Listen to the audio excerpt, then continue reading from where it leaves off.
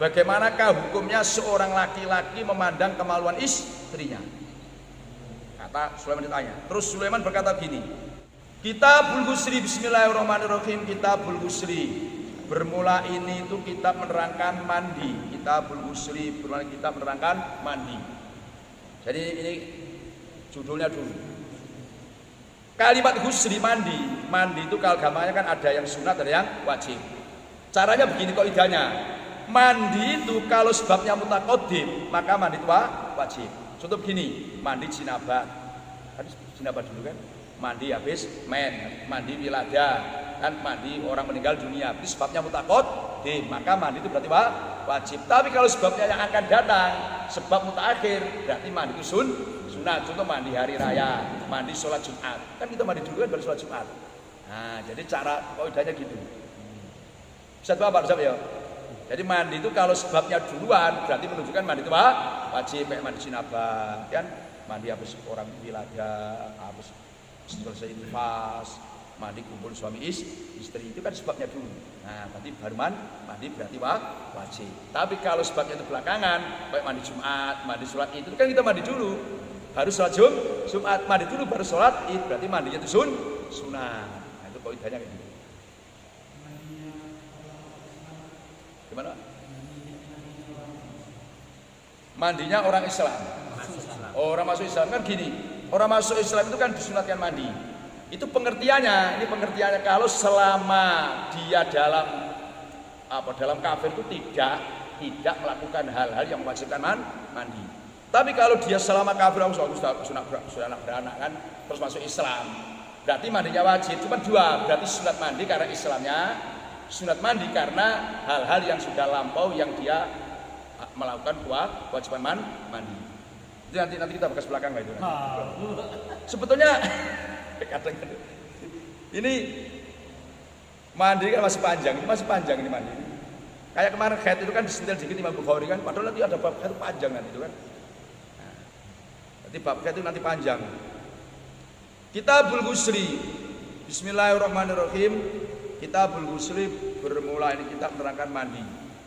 Wa qaulillahi ta'ala ay wa kitabi dan kitab menerangkan firman Allah Ta'ala, wa in kuntum junuban, wa in kuntum dan apabila ada siapa kamu semua itu junuban beberapa orang yang jinabat, fattoharu maka bersucilah kamu semua, maknanya mandilah kamu semua. Fattoharu maka bersucilah kamu semua, maka mandilah kamu semua. Wa in kuntum dan apabila ada siapa kamu semua mardo, itu beberapa orang yang sakit, au ala safarin atau atas bepergian, au jaa atau datang akadun siapa seseorang, minkum yang sebagian daripada kamu semua datang minal ghaiti dari WC, au lamastum atau menyentuh siapa kamu semua, atau jima siapa kamu semua. Ini kan khilaf jak dulu kan. Ini bisa mananya menyentuh, bisa mananya jima siapa kamu semua. An-nisa pada perempuan, falam tajidu maka tidak menemui siapa kamu semua, anfatayam mamu maka tayamumlah kamu semua soidan pada debu toiban yang bagus. Famsaku maka mengusaplah kamu semua biwujuhikum pada beberapa wajah kamu semua, wa'idi yakum dan beberapa tangan kamu minhu dari soidan toiban itu. Mayuridu tidak menghendaki Allah siapa Allah, mayuridu tidak menghendaki Allah siapa Allah, liyaj'ala supaya menjadikan siapa Allah alaikum atas kamu semua min kharajin pada kesempitan. Min jatuh setelah nabi itu kan zaidah.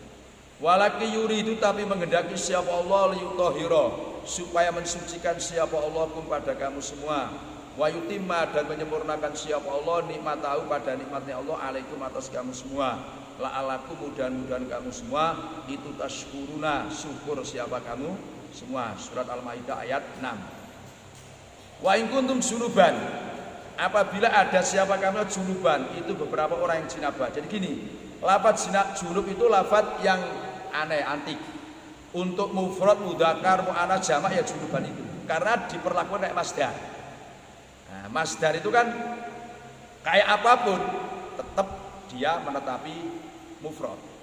Kalau kita belajar nahwu itu kan misalkan ja'a rajulun adlun, ja'a rajulani adlun, ja'a rijalun adlun. Kan adlun semua kan. Lalu junuban ini walaupun untuk jamak mufrad mudzakkar ya surba. Jadi intinya apabila kamu jinabat ini umum. Jinabat ini bisa keluar itu habis ikhtilam, bisa habis kumpul suami istri, bisa junuban ini habis selesai haid. Nah, selesai haid berhenti selesai nifas atau wiladah, fattoharu, maka bersucilah kamu semua. Maksudnya mandilah kamu semua. Ayat ini sebelumnya kan ayat gini.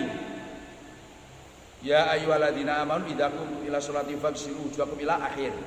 Ayat di atas sebelumnya ini itu kan menerangkan wudu. Wudu itu ada pakai urutan. Ya, faghsilu wujuhakum seterusnya. Kalau ini fattoharu, ini memberi pengertian orang mandi itu tidak wajib tertib. Nah, jadi boleh orang mandi itu dari bawah dulu, dari atas dulu, tidak wajib tertib. Kalau orang wudu ada urut, tanah ya ayyuhalladzina amanu idza qumtum ila sholati faghsilu wujuhakum wa aydiyakum ila akhir. Nah, sebelum ini kan ayat menerangkan wudu kan. Nah, ayat ini menerangkan mandi. Mandi jinabat itu fattoharu, artinya tidak pakai tertib. Bisa orang mandi itu kaki dulu, bisa atas dulu. Cuma nanti ada petunjuk dari Nabi, cara yang lebih bagus, cara yang abdol itu pakai aturan, pakai tata cara mandinya Nabi. Ya, itu aja. Jadi kalau kamu junub fattoharu. Wa in kuntum mardo, apabila kamu sakit au ala safarin atau bepergian atau datang dari WC, au lamastumun nisa, bersentuhan atau katakan jima perempuan, falam tajidu ma'an soidan toiban famsahu. Nah ini kalau kamu sakit, ini berarti bahasa falam tajidu ma'an fatayamamu ini sakit yang tidak bisa pakai air. Jadi kamu misalkan sakit, memang sakit, berarti nggak boleh pakai air. Atau kamu bepergian, nggak ada air, atau kamu dari WC. Ini maknanya orang yang batal wudunya. Jadi kalimat auja akademinkum ini menerangkan orang yang batal wudunya, kan?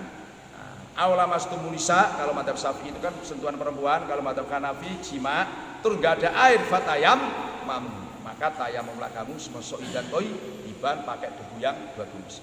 Berarti dari ayat ini menerangkan ada hadas besar, ada hadas kecil. Kalau hadas besar sinabat, kalau hadas kecil ketika keluar dari WC, sentuhan dengan perempuan kan batal wudunya. Itu kalau nggak ada air fatayam mamu. Berarti tayamum itu bisa gantinya jinabat, bisa gantinya wudu. Nah, kalau alamastum dimanai jima kan berarti kan jinabat. Oh berarti tayamum itu bisa gantinya mandi, bisa gantinya wudu. Nah, itu ayat ini kan. Kemudian Allah menerangkan famsahu biwujukum. Ini Allah Ta'ala menerangkan cara tayamum. Cara tayamum itu baik untuk gantinya mandi atau wudu, itu yang dibasuh hanya wajah dan kedua tangan. Ini nanti lebih jelasnya nanti dalam bab tayamum. Nah, cuman tayamum itu hanya ingat tidak seperti wudu, tidak seperti mandi, hanya wajah dan kedua tangan. Cuman sekedar kalau Imam Nawawi itu memberikan gambaran kalau ngambil tanah itu direnggangkan. Kalau direnggangkan biasa kan biasa. Misalkan buku ini kan biasa. Kalau Imam Ghazali dirapatkan. Jadi kalau Imam Nawawi biasa aja. Kalau Imam Ghazali dirapatkan, apa gini kan? Terus dari atas, dari nanti insya Allah di bab belakang nanti ada. Ya. Kalau tangan, ya gini, tangan itu gini nanti. Seret. Nanti gini ya, seret. Ini nasihat kan? Nanti bab tayamum kita bahas panjang-panjang ini kan. Ini sekedar ini kan.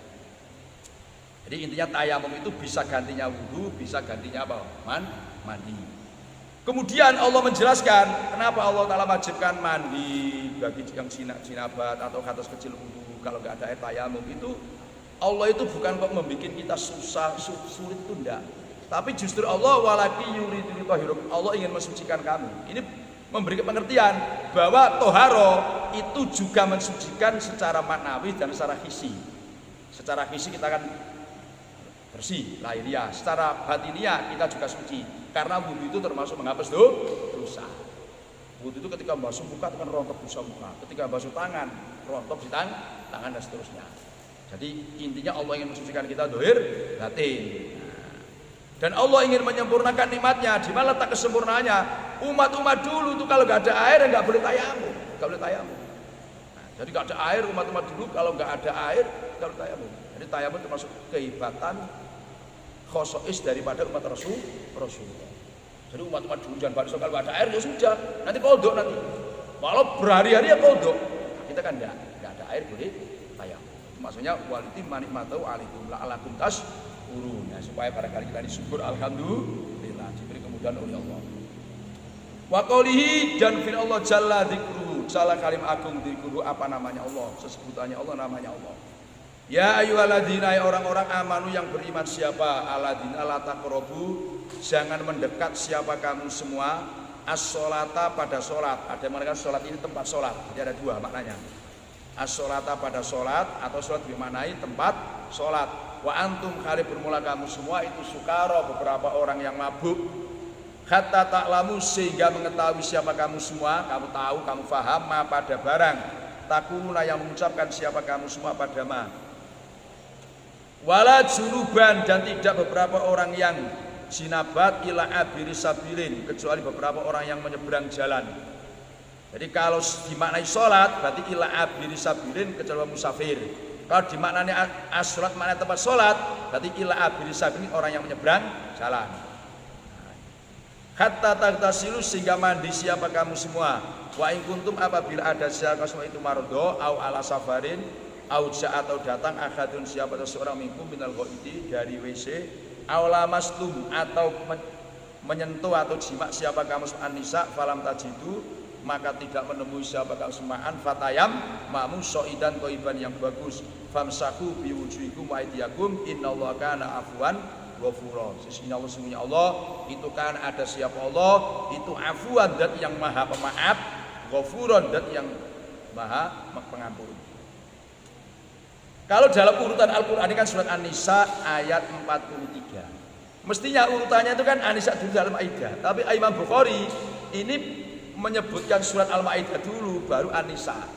Nah, ini apa alasannya? Alasannya begini, karena kalimat fatoharu itu kalimat gak jelas, artinya fatoharu itu maksudnya gimana. Kemudian ayat yang di bawahnya ini adalah ada kalimat kata tasilu. Jadi kata tasilu menafsiri ayat fatoharu. Maka tentu yang menafsiri itu di belakang daripada yang ditafsiri. Nah, itu alasannya begitu kan. Mestinya kalau menurut urutannya kan mestinya An-Nisa dulu. Nah, ya kan baru Al-Maidah, tapi dibikin Al-Maidah dulu baru An-Nisa. Karena Fatohar itu nanti tafsiri kata tasir. Tentu yang nafsir itu belakang daripada yang ditafsiri.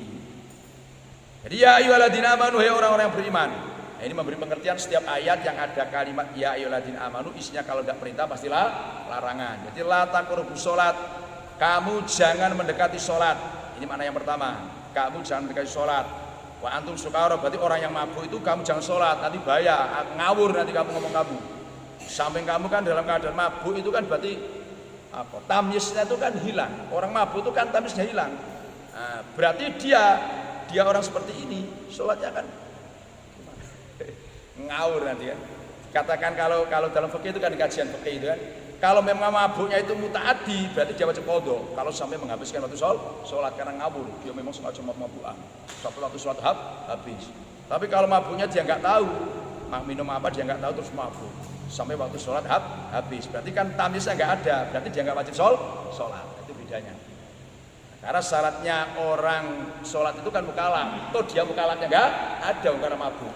Nah, cuma tadi karena kalau mabuknya ini disengaja berarti dia tak qasir, orang yang sembrono, maka wajib qadha. Nah, jadi ini memberi pengertian orang yang sedang mabuk, sedang ngawur pikirannya, murat marid, hilang tamyiznya, dia nggak wajib sholat hatta ta'lamu, sehingga dia sadar apa yang dia baca. Wala junuban, nah ini orang yang jinabat itu juga nggak boleh sholat.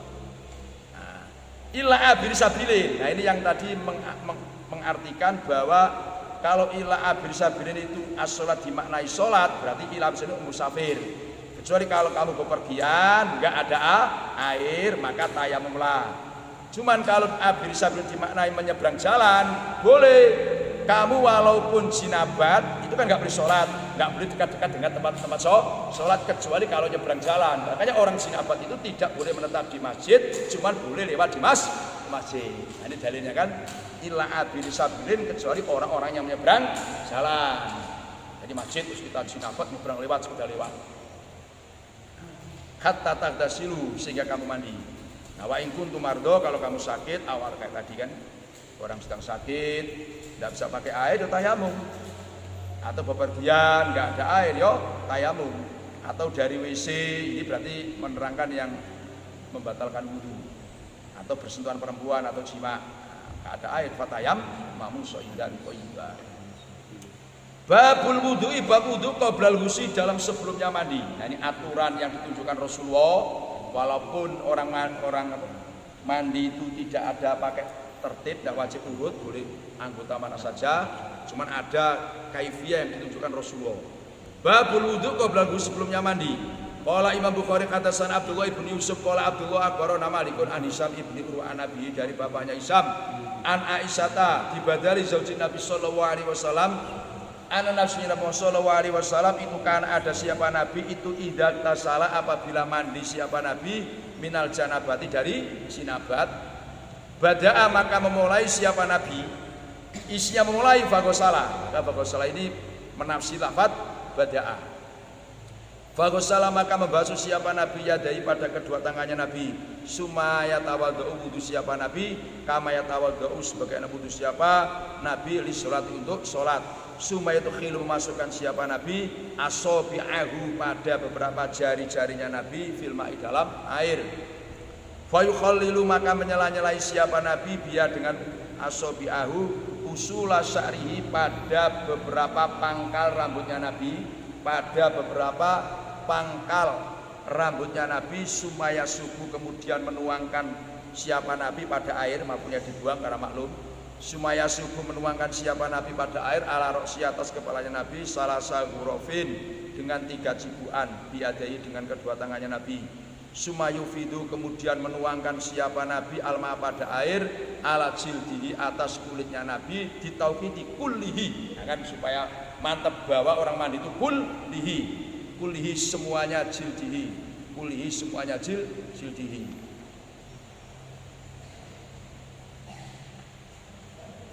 Babul wudu kalau suri. Jadi gini, aturan sunnah Nabi, orang sebelum mandi jinabat itu wudu dulu.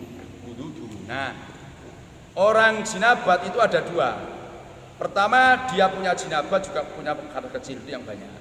Jadi samping dia jinabat, itu terutama ya orang kumpul suami istri enggak nyentuh, tidak mungkin. Berarti kan dia jinabat juga hadas kecil. Ada orang jinabat yang punya hadas kecil, cuma jarang. Kita sudah wudu terus duduk biasa kayak gini, ngantuk-ngantuk, terus ikhtilam, keluar air mani. Nah, berarti kita ini kan wudunya nggak batal, cuman wajib jinabat. Nah, orang yang wudu, nah, ini ketika jinabat, dia jinabatnya ini apa, tidak ada hadas kecil, ya niatnya sunat wudu. Jadi nawaitul wudu li sunatil ghusli, saya niat wudu untuk sunatnya mandi. Tapi kalau punya hadas kecil ya biasa, nawaitul wudu li rafil hadasil asghar. Nah, ini Nabi itu kalau mandi jinabat, beliau mulai membasuh tangannya. Jadi basuh tangan dulu. Jadi gampangannya tuh dibasuh dulu, tangan itu. Kayak orang wudu itu kan. Setelah itu terus wudu, kata Siti Aisyah, wudu seperti wudu sholat, ya komplit. Jadi niatnya tadi. Nah, kalau tidak punya hadas berarti niatnya sunatnya mandi wudunya. Kalau punya hadas berarti niat menghilangkan hadas kecil. Nah, ini mudah-mudahan bisa dipraktekkan ini kan sama-sama. Nabi itu kalau mandi besar gampangannya kan itu wudu dulu seperti sholat. Berarti bahasa ini wudu sampai selesai. Nah, kemudian ada tata cara lagi, ini yang perlu diperhatikan. Kalau menurut hadis ini kan, kemudian Nabi itu ngambil air, tangannya terus setelah wudu, terus air ini kan dimasukkan di sela-selanya apa? Rambutnya. Maksudnya sebelum nuangkan air ke kepala itu dibasahi dulu tangannya, terus diselesai rambut. Khawatir rambutnya ini ada yang budel-budel, atau air nggak bisa nembus. Maka dalam kajian fikih kalau air itu nggak bisa nembus dengan rambut yang bundeli, maka wajib disela-selai. Tapi kalau biasa seperti rambut biasa kan, nah, tidak wajib. Cuman sunat tetap masukkan air di sela-sela gini. Supaya apa, nanti ketika air dibasuhkan ke kepala itu penak bisa rata, dia sampai ke pangkalnya. Sampai ke pangkalnya. Nabi basuh kepalanya 3 kali, dibukakan. Maka nanti ada di belakang itu kan, pertama bagian sebelah kanan siram, yang kedua sebelah kiri, yang ketiga tengah-tengah. Nah, sudah itu baru Nabi membasuh semua anggota tubuhnya, ala jildikul bihi, komplit. Ini memberi pengertian bahwa mandi janabah itu semuanya kulit dohir harus dibasuh semua. Mengecualikan, ini mengecualikan kalau rongga itu dalamnya mulut itu nggak termasuk luar, Maka ketika mandi junabat nggak wajib dibasah. Ada namanya kan mulut. Ini menunjukkan bahwa najis itu lebih berat daripada jinabah. Najis itu lebih berat daripada jinabah. Coba hidung. Kalau najis kan harus bersihkan. Tapi kalau jinabah ya harus menjalankan. Ini gambaran yang ditransmisikan oleh Siti Aisyah. Jadi nggak pakai sabun ya? Nanti hadisnya nanti lagi. Oh. Tunggu dulu. Ini memang saya terangkan Nabi itu. Ya, kalau ditanya sekarang ya jadi begini. Dibaca dulu Pak ya, biar. Nanti kan ada ini. Kalau sampai mau sebenarnya bapaknya nanti ada. Itu kan nanti ada babul khilafi wa thayyibi itu ada di belakang itu ada. Cuman kadang-kadang ya namanya orang dengar kan penasaran. Yang jelas ini gambaran dari Siti Aisyah tentang mandi Rasulullah. Nabi Rasul kalau mandi jinabat wudu dulu kayak sholat. Berarti wudunya selesai. Nanti karena ada istri yang lain itu menceritakan tidak begitu, beda. Wudunya tidak kayak gitu. Nanti nggak sampai selesai. Terakhir basuh kaki itu terakhir. Qala berkasih Bukhari hadatsana Muhammad ibnu Yusuf qala Muhammad hadatsana Sufyan anil Amas an Salim ibni Abi Jadi an Quraibin an ibni Abbas an Maimunata. Nah, tadi kan dari Siti Aisyah, sekarang dari Maimunah. Zaujin Nabi istri Nabi Muhammad sallallahu alaihi wasallam. Qala berkata si Maimunah, tawaddu'a wudu siapa Rasulullah sallallahu alaihi wasallam. Wudu'ahu dengan seperti wudunya Rasulullah li salat itu salat ghairu rijlihi selain kedua kakinya Rasulullah. Wa ghusala dan membasuh siapa Rasulullah farjau pada kemaluannya Rasulullah. Wama dan barang asoba yang menimpa apama pada Rasulullah. Ma itu dibayani minal ada nyatanya kotoran. Suma afado menuangkan siapa Rasulullah alaihi atas dirinya Rasulullah kan alma'a pada air. Ali atas Rasulullah alma'a suma naka menyingkirkan siapa Nabi, menjauhkan siapa Nabi rijlahi pada kedua kakinya Nabi. Bagosala maka membasuh siapa Nabi huma pada rijlaihi. Hadhi berarti af'alul madhkura pekerjaan di atas. Hadhi berarti af'alul madhkura beberapa pekerjaan di atas itu husluhu. Itu cara mandinya Nabi minal janabati dari jinabah. Nah, ini Pak Rajab. Jadi kalau orang itu istrinya banyak ceritanya aja banyak, beda-beda. Nah, ini kalau satu ya itu aja Pak Rajab. Itu gunanya supaya juga paham. Khawatir gitu jadinya. Jadi Maimunah ini sedang cerita, Nabi itu kalau jinabat beliau sebelum mandi itu wudu dulu seperti sholat. Selain kedua kakinya, berarti nanti kedua kakinya dibasuh belakang gitu maksudnya Maimunah. Tapi kalau riwayat dari Siti Aisyah wudu sempurna. Nah, jadi kaki-kakinya selesai semua. Kalau riwayat Maimunah ini kakinya belakangan. Wa ghusala farjahu, ini yang perlu dipahami.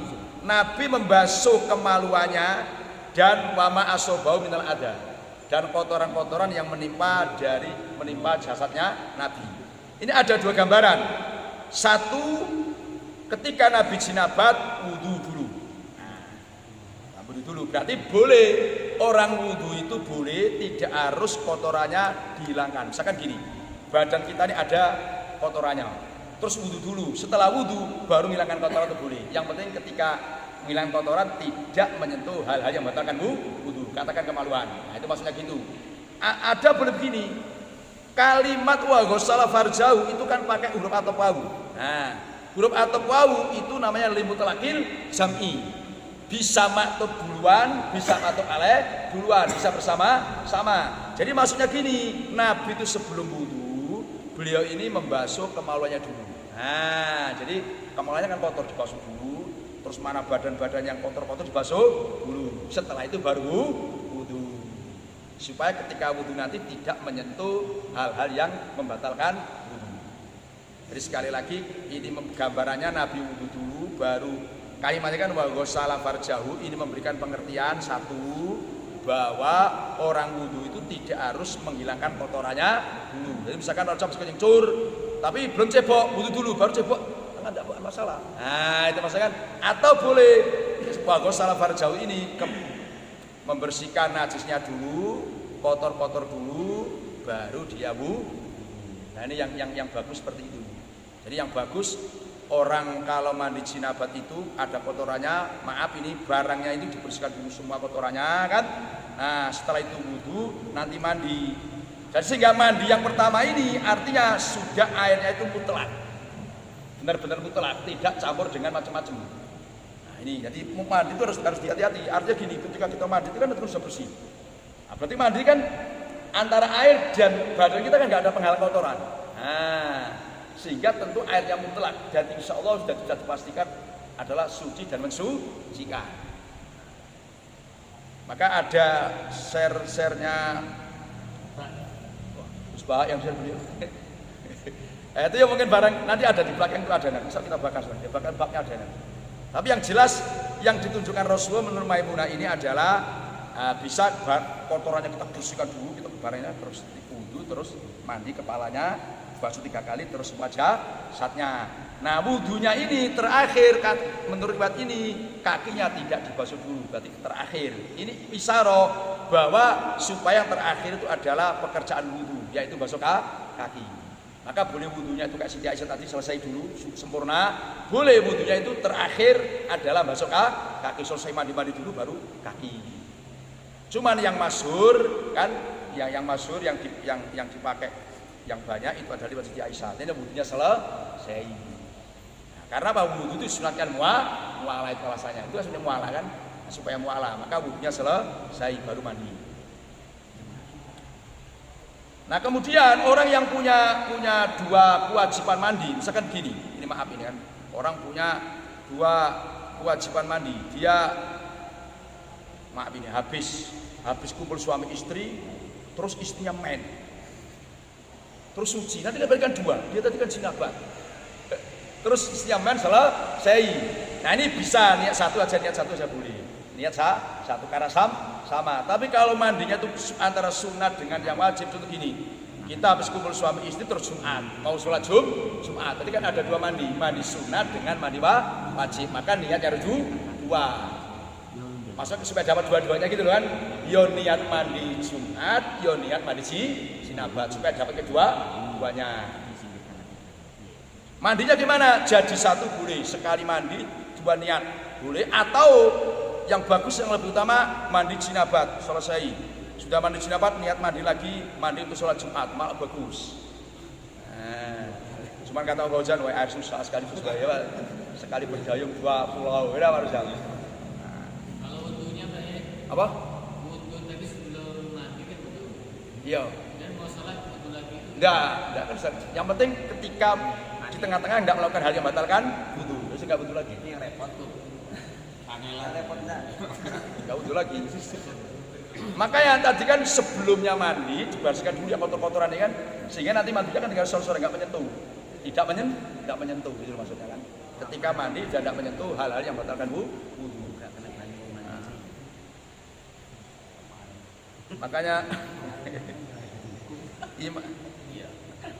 Imam Nawawi itu kan memberikan gambarannya kayak gitu, yang bagus orang mandi jinabat itu kotorannya dibersihkan dulu semuanya kan.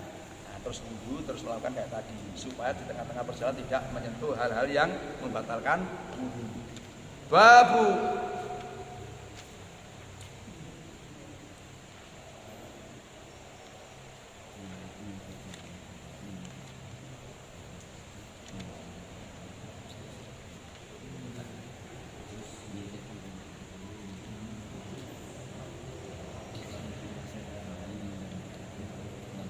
Babu ghuslul junub, bab menerangkan mandinya orang laki-laki ma'muratihi bersama istrinya rajul. Nah, ini jadi kalau kita mandi sama-sama istri itu mengamalkan hadis ini Pak Ujang.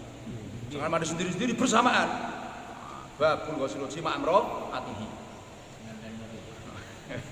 Kalau pengalaman lama enggak masalah. Ngamalkan hadis ini dan pengetahuan baru ini kan.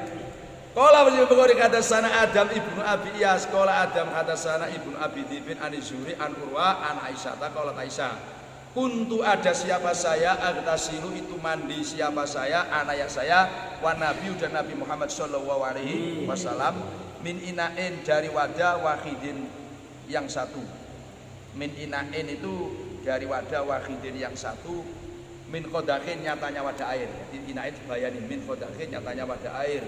Yuqalu yang dikatakan lau kepada kodak al-faroku apa? Farok. Nama wadahnya namanya Farok. Jadi Siti Aisyah tidak malu-malu. Nah, jadi ini supaya jadi apa? Jadi syariat, jadi tuntunan. Jadi nggak ada malu.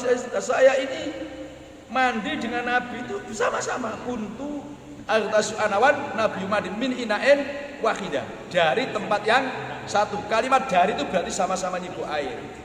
Nah, karena tempatnya itu kalau masuk tidak mungkin. Jadi sama-sama nyibu air.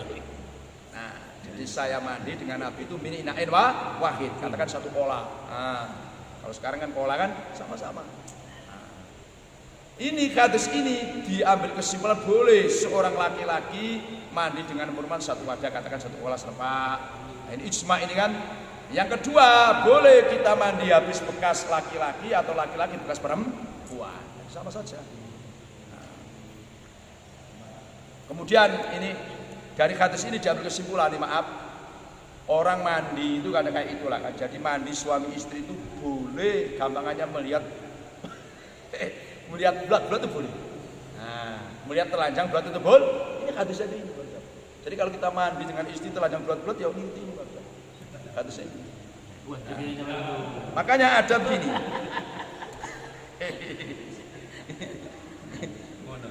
Iya. Jadi ada cerita ini kan, ada hadis dari Ibnu Hibban dari sanadnya Sulaiman Ibnu Musa anau suila ani rajuli yang dulu ila farji imratihi. Jadi Sulaiman Ibnu Musa ditanya, "Wahai Sulaiman, bagaimanakah hukumnya seorang laki-laki memandang kemaluan istrinya?" Kata Sulaiman ditanya. Terus Sulaiman berkata begini, "Sa'altu Atok, saya pernah tanya Atok tabi'in. Ya saya Atok, bagaimana hukumnya seorang laki-laki memandang kemaluannya istrinya?" Kata Atok, "Sa'altu Aisyah, aku pernah tanya Siti Aisyah. Ketika Siti Aisyah saya tanya, Siti Aisyah jawabnya, kuntu aghtasilu anawan nabiyyu." Kemudian di dalam hadis dipikir lagi, coba bayangkan, orang kumpul suami istri saja boleh, mosok ngawas. Nah, orang lain kan orang mungkin, mau kumpul aja boleh, apalagi melihat itu malah boleh. Cuman ada yang mengatakan melihat kemaluan seperti itu, ada yang mengatakan makruh itu kan. Dan ada lagi yang mengatakan mengakibatkan mata itu nanti lama-lama itu enggak jelas karena banyak sering memandang yang kayak gitu kan, membuat. Jadi macam ini bukan hadis mas ya? Mana? Ini bukan hadis kan? Maksudnya? Kan tidak ada oleh Rasulullah langsung yang benar-benar semuanya sudah Aisyah ya. Terus? Ya kalau sudah Aisyah berarti kan tidak hadis ya. Nah, sekarang gini, perkataan sahabat, nah, yang menceritakan Rabi itu juga namanya hadis. Kan ada hadis marfu hukmi, perkataan sahabat saya pernah melihat Nabi.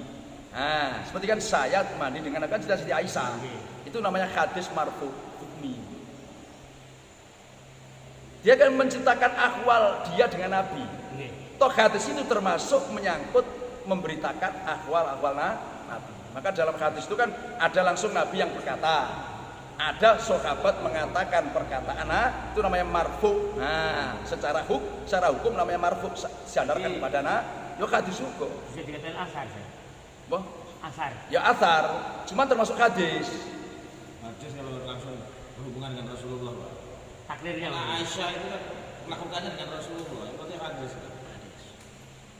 Hadis itu gini Pak Rojab, ada langsung Nabi yang berkata, ada kalanya sahabat menceritakan perkataan Nabi atau perbuatan Nabi, itu juga namanya hadis. Namanya ada marfu itu kan.